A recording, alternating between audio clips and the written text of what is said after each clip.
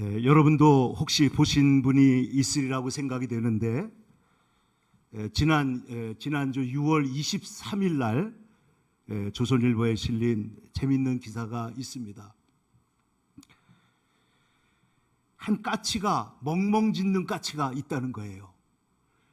그래서 이게 어떻게 된 일인가 하고 보니까 이 어린 까치가 떨어져 가지고 다쳐서 이제 바닥에 떨어진 것을 그 집에 있는 강아지가 보고 와서 주인에게 알려가지고 이 까치를 치료를 해 주었습니다. 그래가지고 바깥으로 이제 자연으로 돌려보내려고 그랬더니 얘가 자연으로 돌아가질 않고 맨날 강아지하고 같이 노는 거예요.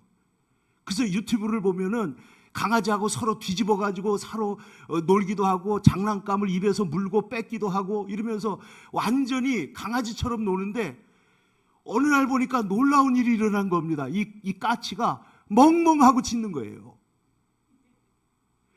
그래서 이게 도대체 어떻게 된 일이냐 그랬더니 이 사람들의 얘기가 이 까치가 이 강아지가 이 개가 자기 엄마인 줄로 지금 생각을 하고 모든 것을 따라가고 있는데 더 놀라운 사실은 이 개가 상상 임신을 해가지고 젖이 나오기 시작했다는 거예요.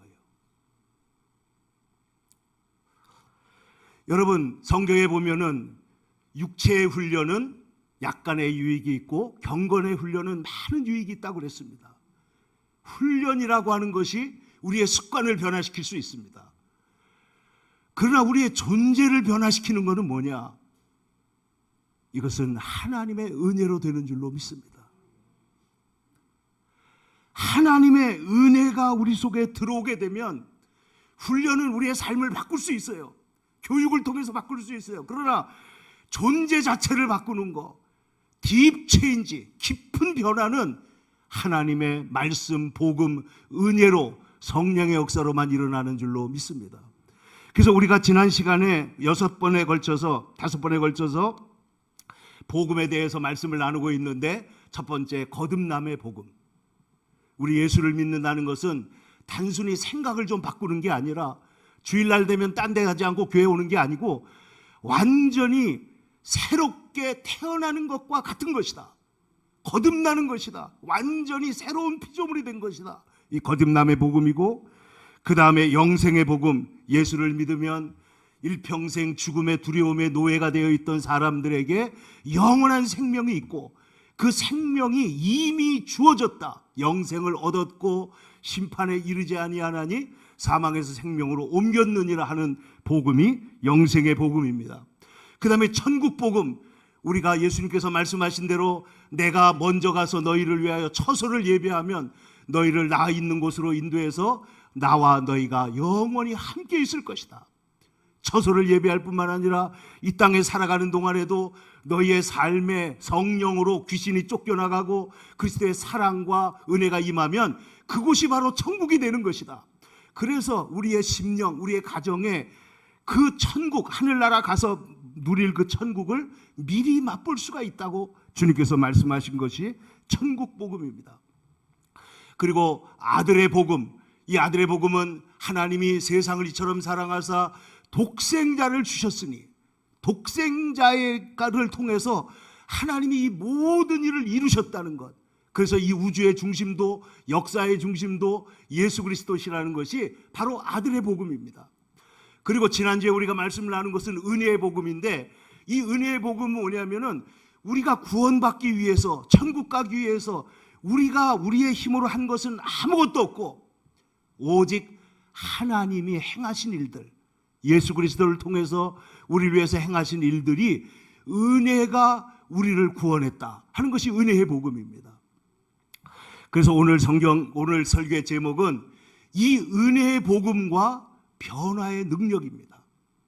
이 은혜의 복음은 은혜의 복음 그대로 머물러 있지 않고 우리를 구원하는 것으로 끝나지 않고 구원받은 우리의 삶을 필연적으로 변화시킨다는 거예요. 훈련이 변화시키는 것보다 더 깊이 본질적으로 변화를 시킨다는 거예요. 그래서 여러분 우리의 삶에 예수 그리스도의 은혜로 우리가 바울이 내가 예수의 흔적을 가졌노라 내가 예수의 심장으로 너희에게 말한다 이 말은 뭐냐면 그의 존재 변화가 완전히 일어난 걸 말하는 것입니다. 그래서 오늘 성경을 보면은 내가 전에는 어떤 존재였는데 지금 이렇게 됐다는 얘기를 하고 있습니다. 여러분 오늘 13절의 말씀을 같이 보시면은 내가 전에는 비방자요, 박해자요, 폭행자였습니다. 나는 복음을 회방하는 사람이었습니다. 박해했던 사람입니다. 때리고 폭행했던 사람입니다. 그래서 그는 말하기를 15절 끝에 죄인 중에 내가 괴수였습니다. 내가 죄인 중에 제일 첫 번째 제일 나쁜 놈이었어요. 제가 제일 악한 놈이었는데 오늘 예수님께서 나를 변화시키는데 도리어 긍휼을 입은 것은 긍휼을 입어서 은혜를 받아서 자기가 변화됐고 자기의 변화된 것이 샘플이라는 거예요. 샘플, 모델이다. 16절 같이 보세요. 그러나 내가 긍휼을 입은 까닭은 예수 그리스도께서 내게 먼저 일체 오래 참으심을 보이사 후에 주를 믿어 영생 얻는 자들, 이게 누구예요? 바로 여러분과 저 같은 사람이에요. 후에 주를 믿어 영생 얻는 자들에게 뭐가 되게 하신다고요? 본이 되게 하려고 하신 것이다. 그러니까 복음이, 은혜의 복음이 어떻게 사람을 변화시키는가 하는 것을 사도 바울을 통해서 본을 보였다는 거예요. 내가 전에는 비방하던 사람이요, 폭행하던 사람이요, 핍박하던 사람이요, 죄인 중에 괴소요, 아주 고약한 사람이에요. 못된 사람이었는데 내가 이렇게 변한 것이 바로 변화의 샘플이다 하는 거예요. 근데 내가 어떻게 변했느냐? 오늘 성경에 보면은 예수 그리스도의 은혜로 말미암아 변화됐다는 것입니다. 13절의 중간에 보면 도리어 긍휼을 입은 것은, 16절에도 보면 그러나 내가 긍휼을 입은 까닭은, 그렇잖아요. 긍휼을 입었다, 은혜를 입었다는 거예요. 은혜로 변화가 되었다 하는 것입니다. 그래서 오늘 11절에 보면 사도 바울이, 그는 이제 이분은 공부를 하는 학자이기 때문에 이 문장 서술 자체가 학문적으로 된 부분이 있어요. 11절 한번 읽어보세요. 이 교훈은 내게 맡기신 바 복되신 하나님의 영광의 복음을 따름이니라, 이렇게 했어요. 이 교훈, 내가 지금 이거 말하고 있는, 이 지금 쓰고 있는 이 디모데 전서에 나오고 있는 이 하나님의 말씀은 내게 맡기신 복되신 하나님의 영광의 복음, 은혜의 복음의 그 프로세스를 따라서 내가 지금 기록하고 있다, 이런 말이에요. 자, 그래서 오늘 사도 바울은 자기가 과거에 어떤 존재였는지, 그리고 무엇이 자기를 변화시켰는지, 그리고 자기가 이 모든 변화에서 어떻게 지금 복음을 전하고 있는지 하는 것을 보여주고 있는 것입니다. 그래서 오늘 성경에 보면은 미쁘다 하는 말이 나옵니다. 15절 우리 다 같이 한번 읽겠습니다. 시작. 미쁘다, 모든 사람이 받을 만한 이 말이요, 그리스도 예수께서 죄인을 구원하시려고 세상에 임하셨다 하였도다. 죄인 중에 내가 괴순이라. 미쁘다, 이거는 참으로 신실하도다, 믿을만하도다, 이런 말이에요. 이 미쁘다, 이 말씀은 모든 사람이 받을 만한 말이다. 모든 사람이 받을 만한 말인데, 나는 죄인 중에 괴수로서 변화된 것처럼 여기 보면은 여기에 그리스도 예수께서 죄인을 구원하시려고 세상에 오셨다. 이거보다 귀한 사실이 어딨냐 하는 것이죠. 그래서 복음은 나의 삶을 변화시킨다. 여러분 보세요. 그 두려움이 변하여 뭐가 돼요? 내 기도 되었고, 전날의 한숨이 변해서 뭐가 됐다고요? 내 노래가 됐어요. 두려워하고 한숨 쉬던 인생이 찬양하고 기뻐하는 사람으로 변화되는 것입니다. 그래서 오늘 성경을 보면은 많은 사람들이 변화된 중에 막달라 마리아가 변화된 것을 생각해 보세요. 오늘 사도 바울이 변화된 것을 생각해 보세요. 어거스틴이 변화된 것을 생각해 보세요. 이것이 강압적인 율법으로 변화되지 않고 은혜로 변화됐다는 거예요. 여러분, 율법으로 사람을 변화시켜 보려고 했지만은 율법으로 변화되는 게 아니고, 율법은 한계를 노정시키고 그리고 좌절을 일으키기도 하고 반발을 일으켜가지고 결국 율법으로 사람이 변화가 안 돼서 은혜로 변화시키기로 한 것이 그리스도의 십자가의 복음인 줄로 믿습니다. 옛날에는 하나님께서 히브리서에 보면은 돌비에다가 바위에다가 글자를 새겼어요. 이렇게 하는 것이 하나님을 믿는 것이고 이렇게 하는 것이 서로 간에 사랑하는 것이고 십계명을 돌판에다 새겼는데 돌판에 새겨봐야 행동하지 않는데 아무 소용이 없는 거예요. 그래서 하나님께서 이번에는 내가 돌에다 새기지 않고 너희의 마음의 비석에다 새기겠다 이렇게 말한 겁니다. 마음의 신비에 내가 말씀을 새기겠다.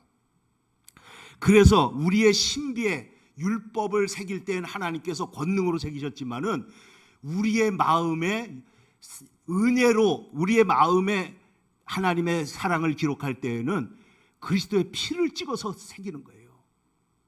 생명으로 새긴다는 거예요. 그래서 이것이 우리에게 잊혀지지 않게 하는 것입니다.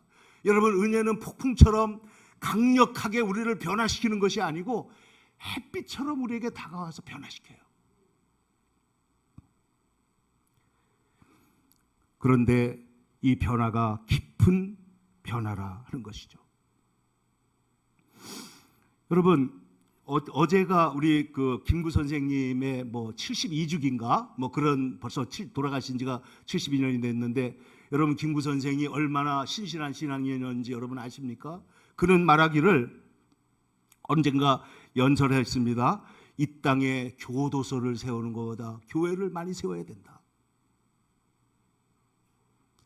율법 가지고 세상을 바로잡는 일은 한계가 있다는 거예요. 이 은혜가 우리에게 일으키는 놀라운 변화들. 여러분, 한번 이제 생각해 보세요. 저희도 이제 가봤는데 미국의 그 캘리포니아의 샌프란시스코를 가면 여러분도 많이 본 새빨간 그 페인트가 칠해져 있는 금문교라는 다리가 있습니다. 오래전에 지은 겁니다. 지금은 뭐 우리나라에도 그보다 훨씬 크고 좋은 다리가 많지만은 그 당시의 기술로는 진짜 어마어마한 거예요. 바다에다가 다리를 놨으니까요. 그런데 이 다리를 만들 때 많은 중국 노동자들이 그 일을 했는데 그 높은 곳에서 일하다가 자꾸만 떨어져 가지고 사람이 죽고 상처가 나고 그러는 거예요. 그래서 어느 날 샌프란시스코 시 당국에서 고민을 하다가 이거 도저히 안 되겠다. 돈이 들더라도 밑에다가 그물을 쳐서 사람이 죽지 않게 하자. 그래서 밑에다가 안전망을 치고 공사를 하기 시작을 했습니다. 그런데 놀라운 사실은 안전망을 치니까 사람들이 떨어지질 않는 거예요. 여러분, 우리가 예수를 믿고 하나님이 나의 은혜가 되고 나의 보호하시는 분이 된다는 사실은 우리의 생애 안전망이 되게 하실 뿐만 아니라 그 말은 우리가 떨어져도 괜찮을 뿐만 아니라 떨어지지 않도록 우리를 담대하게 변화시킬 줄로 믿습니다. 그래서 이 기독교는 은혜가 주장하는 것이에요. 은혜. 여러분, 은혜와 율법이 어떻게 다르냐? 세상 종교는 뭘 행해야 구원받고 천국 가고 뭐 극락에 가고 이단들은 전부 다 뭘 해야 된다고 그러잖아요. 그런데 기독교는 뭐냐? 너는 구원받았기 때문에 이렇게 사는 것이 마땅하지 않느냐는 거예요. 여러분, 예를 들어서 생각해 봅시다. 효도를 하는데 부모님들 중에 돈이 많은 사람이 있잖아요. 자녀들이 계속해서 방문하고 뭐 효도를 다 하고 열심히 합니다. 그런데 그 동기가 부모님이 돌아가시면 유산을 받기 위한 것이다. 그게 효도겠냐는 거예요. 이미 우리에게 주신 그 부모의 큰 사랑 때문에 효도라는 것이 그게 진짜 효도지. 그러니까 기독교는 무엇을 얻기 위해서가 아니라 이미 주셨기 때문에 하나님께 순종하는 것이 기독교인 줄로 믿습니다. 그리고 이방의 이 율법은 두려움이 동기가 되어 있지만은 복음은 감사가 동기가 된다. 감사 때문에. 율법은 자기 의를 쌓아가야 되지만은 은혜는 하나님의 의가 우리에게 선물로 그냥 주어진 거예요. 그래서 의롭다고 의인, 인정을 하신다는 거예요. 근데 그 인정을 시시한 사람이 한 게 아니고 하나님이 하신 것이기 때문에 이것은 절대로 취소되거나 물러지지 않는 줄로 믿습니다. 근데 더 중요한 것은 뭐냐면은 이 하나님의 은혜가 우리에게 들어와서 의롭다고 하는 사실이 우리로 하여금 자원적으로 하나님을 섬기도록 요청하고 변화가 된다. 여러분, 자, 생각해 보세요. 옛날에 우리나라에 있는 동화 중에 흥부놀부 얘기 있잖아요. 제비 다리를 고쳐준 행위 자체는 똑같습니다. 그러나 흥부는 불쌍히 여겨서 그 고쳐주고 복을 받은 것이고, 놀부는 복을 받으려고 다리를 부러뜨리고 고쳐줬기 때문에 이건 180도 다른 거 아니에요? 여러분, 은혜가 지배하는, 은혜가 우리에게 왕노릇하는, 은혜가 하나님께서, 그래서 우리는 이미 구원을 받았다는 거예요. 여러분, 성경을 보시면, 그래서 지난주에도 말씀드렸지만 우리가 성경을 읽을 때 가장 중요한 방식은 우리가 뭘 해야 되느냐, 이거 밑줄 치지 말고 하나님이 우리를 위해서 무엇을 하셨는가를 먼저 밑줄을 치고 찾아보시기를 바랍니다. 그러면 그것이 우리에게 무엇을 자연스럽게 요청하는지. 아니, 그 까치도 멍멍하는데 예수를 믿는 사람이 은혜를 받았는데 하나님 예수 그리스도의 형상을 닮아가기를 원치 않겠냐는 거예요. 그래서 구원을 받았고, 그래서 기독교는 무엇을 하는 종교가 아니라 받는 게 먼저예요. 우리가 예배 끝나면은 오늘 은혜 받았습니다 그러잖아요. 근데 여러분, 이 은혜 받았다는 것이 그냥 그날 조금 이렇게 감동되었다 이런 정도가 아니고, 하나님의 뜻과 하나님의 섭리를 내가 오늘 목사님 말씀을 통해서 깨달았습니다. 나는 그렇게 살기로 결단했습니다. 이런 말이잖아요. 은혜를 받았습니다. 그래서 여러분, 성경에 보면은 우리가 은혜를 받고 복을 받습니다. 말씀을 받습니다. 지시를 받고, 왕과 선지자와 제사장들은 기름 부음을 받고, 그 성경은 모든 것이 받는 거예요. 받아요.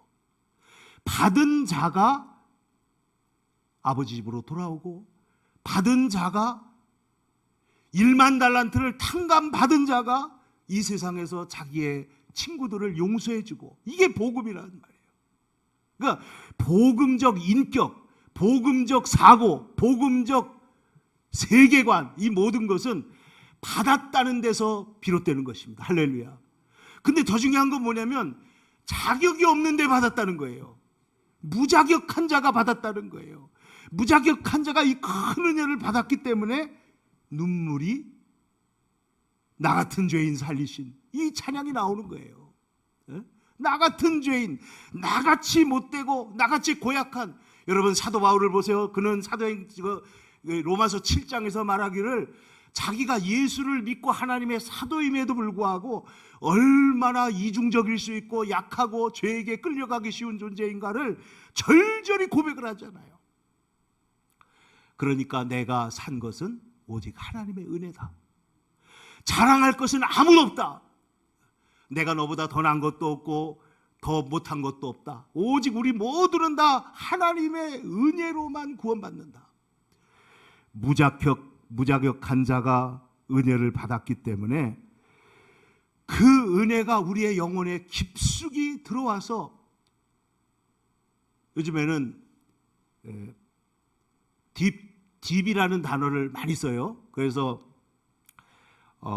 세상도 딥 리셋, 세상을 다시 완전히 이제 새롭게 리셋하겠다는 거, 그런 것도 있고, 또 음모론 중에 보면 딥스테이트, 정부 속에 뒤에 숨겨진 숨은 정부가 있다. 근데 딥스테이트라는 단어를 쓰고 그러는데, 제가 생각할 때 이 딥이라는 단어는 정말 은혜가 딥이에요. 예? 딥, 깊은 은혜. 그래서 복음이 우리에게 일으키는 것은 아직 껍데기의 습관은 다 변하지 않았어도 여러분의 중심은 변화가 일어난 줄로 믿습니다. 이게 딥체인지예요. 깊은 변화, 본질적 변화, 목적의 변화. 여러분, 은혜 받기 전에 이스라엘 백성들은 두려움과 원망과 불평과 탄식과 우상숭배 이런 걸로 가득했잖아요.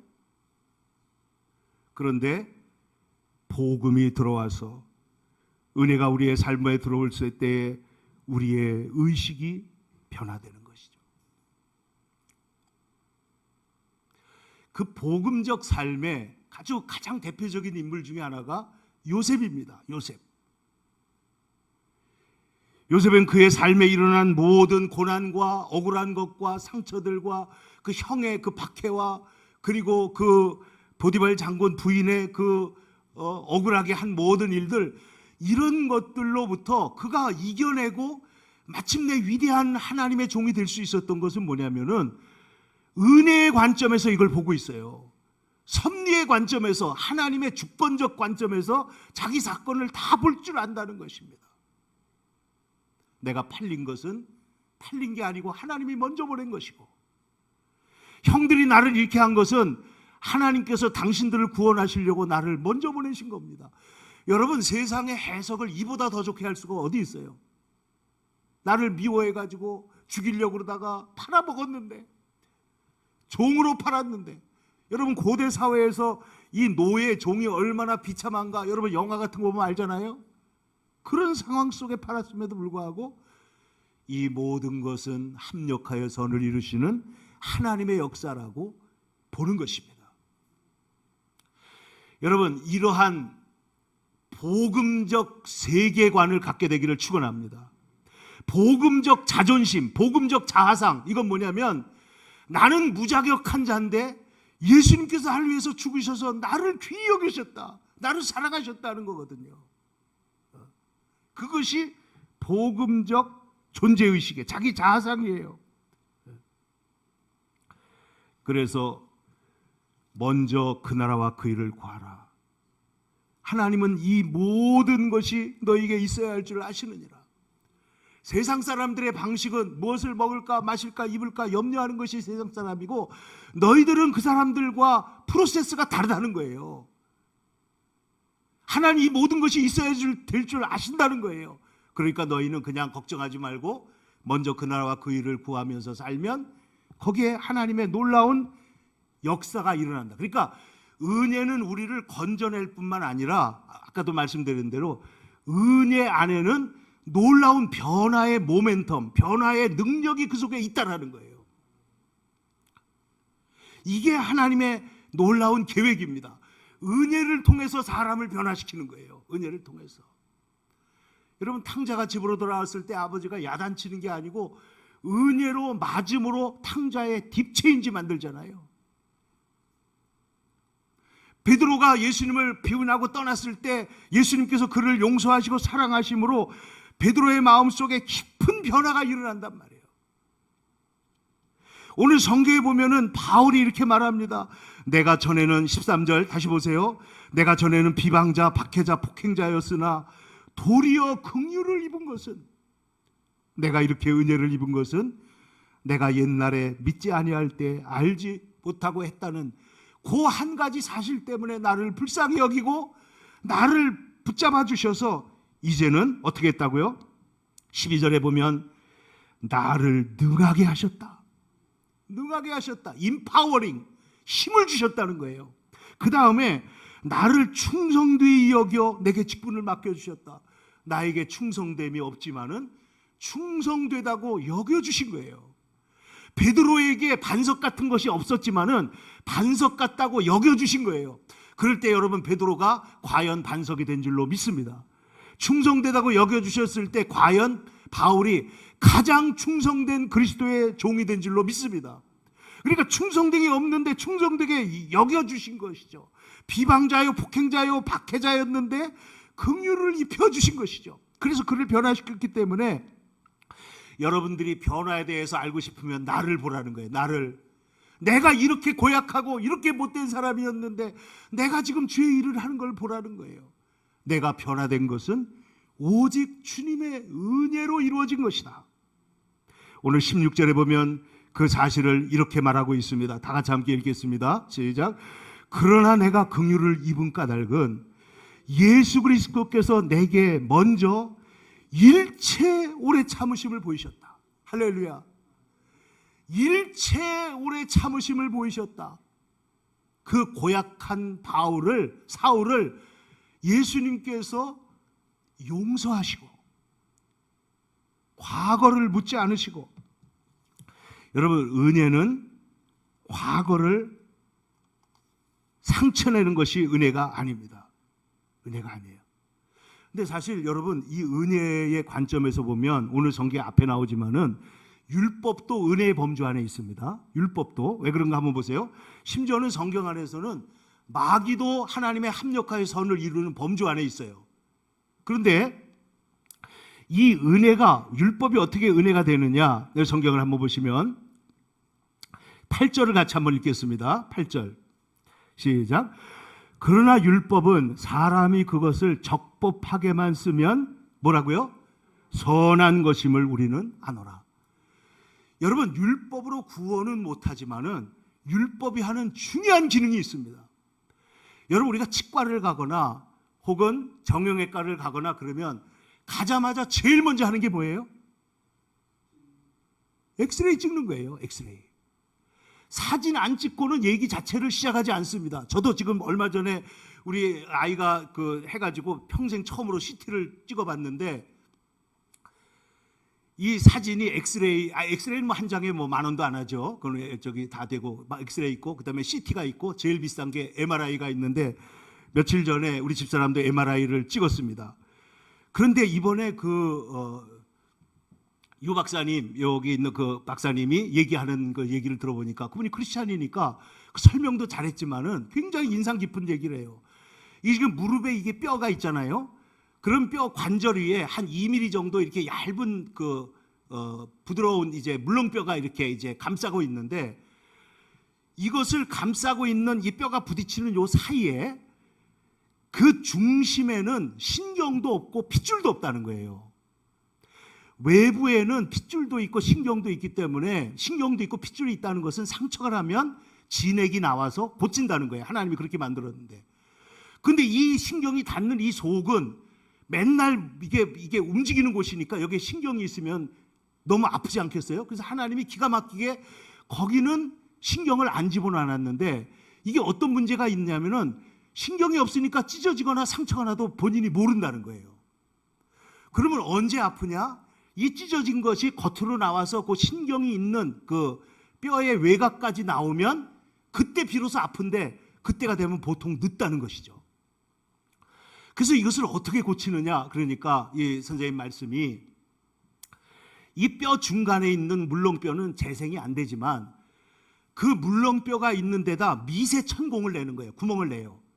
그럼 뼈에 있는 신경이 딱 깨닫고 어떻게 돼요? 아, 여기 상처가 났구나 해가지고 치료 물질을 발사를 해가지고 다시 망을 만든다는 겁니다. 기가 막힌 얘기죠. 그런데 여러분 보세요. 이 모든 치료 과정의 절반은 어디서 오느냐? 촬영에서 오는 거예요. 촬영에서. 그러니까 이것이 단단한 뼈 이런 거는 엑스레이로 보이지만은 부드러운 물렁뼈나 이런 거는 안 보이니까 근육을 보기 위해서 MRI 촬영을 한다는 것이죠. 근데 성경을 우리에게 뭐라고 말씀하냐면, 죄를 심히 죄되게 하는 게 율법이라는 거예요. 율법을 통해서는 죄를 깨닫습니다. 율법을 통해서는 우리가 무자격한 자라는 것을 깨닫습니다.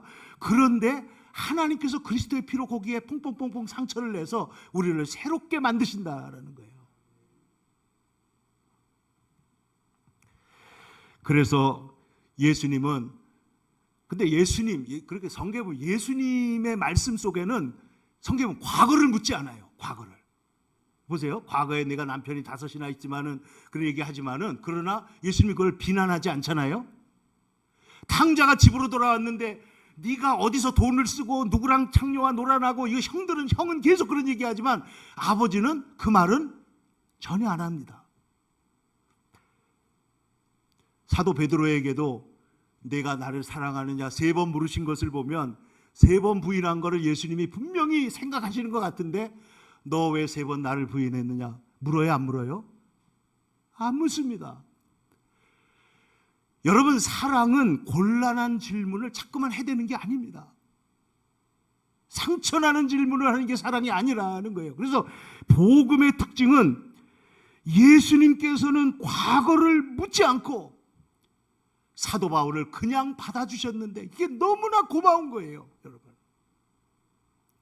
바울은 자복하잖아요. 내가 옛날에 회방자요, 비방자요, 폭행자였다.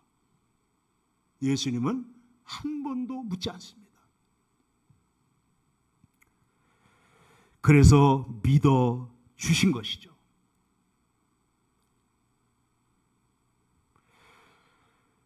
이 하나님의 은혜에 의해서, 이 하나님의 은혜에 의해서 우리를 새롭게 하신다.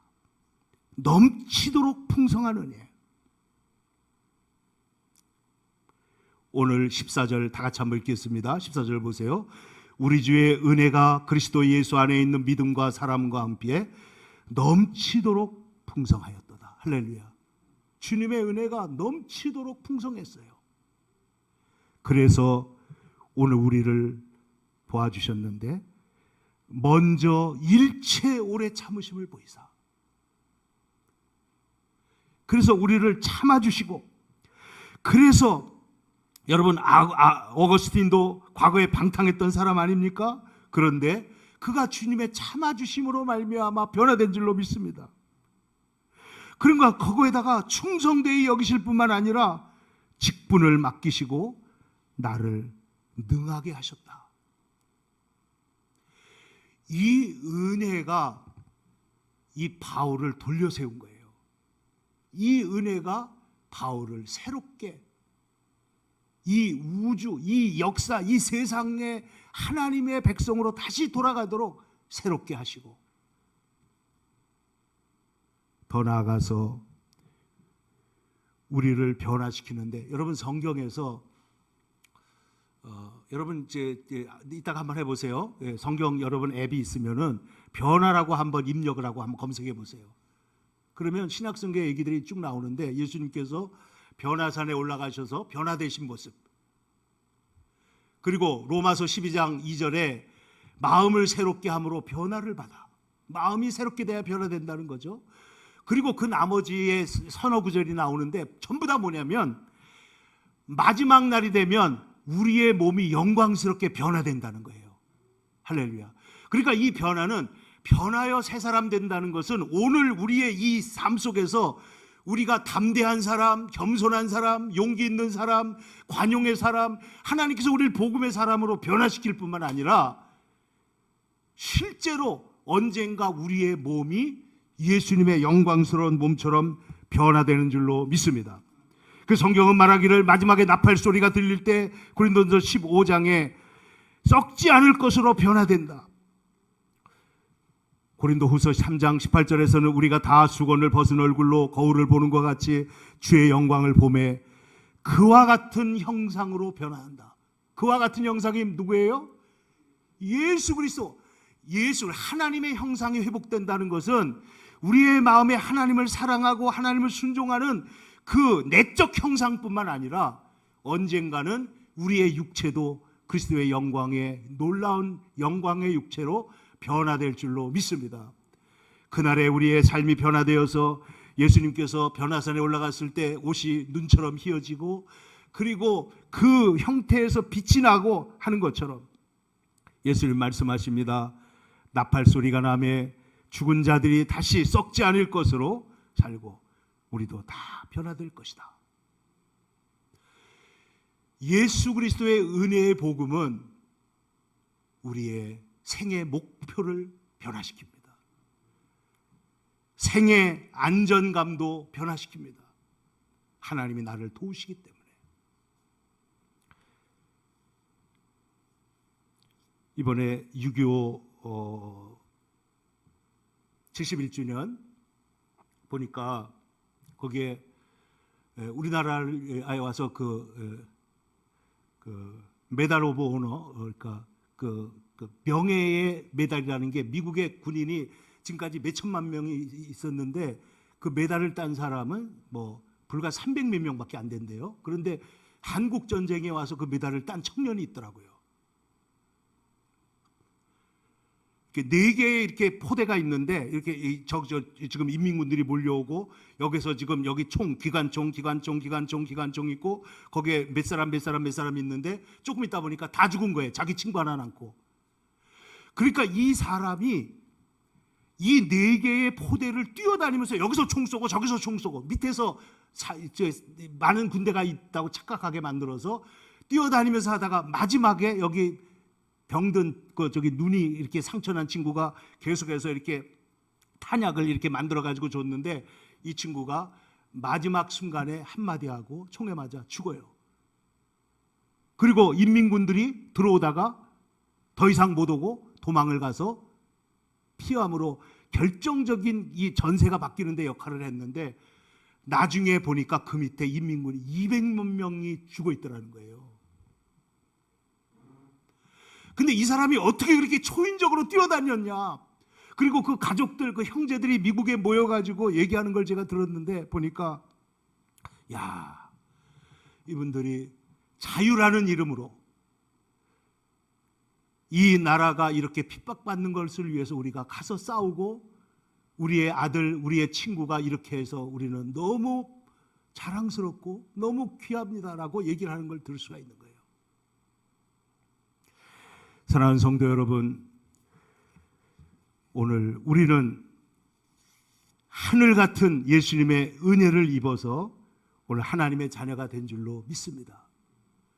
그 은혜가 나를 이끌고 그 은혜가 나를 변화시키고 그 은혜가 나를 새롭게 하는 역사가 우리의 삶 속에서 날마다 일어나게 되기를 간절히 주님의 이름으로 축원합니다. 기도하겠습니다.